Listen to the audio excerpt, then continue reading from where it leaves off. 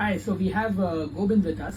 Gobind is 1 year from his hair restoration out here. 1 year.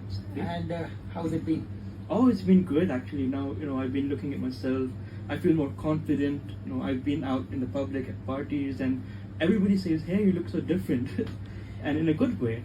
Right. So, with the surgeon. A lot of people would have seen you after a long time because you came from New Jersey after a year. Yes. Back to India. And how was their response? Their response was like, wow. When they first saw me, it's very different seeing in camera versus in person. Right. And they said, you look so much different, you look so much nicer. Now you have healthy looking hair, and that's good. That's a great thing. So now you just don't look good. You feel good. I definitely feel much better. And I think that makes a big impact psychologically. 100%. Getting your hair back. Oh yeah, 100%. You have given him a really high density hairline. You have removed close to 3,600 grafts, over 3,600. Yes. And I think it's turned out pretty well. So I hope you continue having a head full of hair. Oh yes. In the future. Oh, yeah. 100%. And I hope this was the right move for you. Oh, it was definitely a right move. Not just a right move, but the right move at the right place. Right move at the right. I'm glad.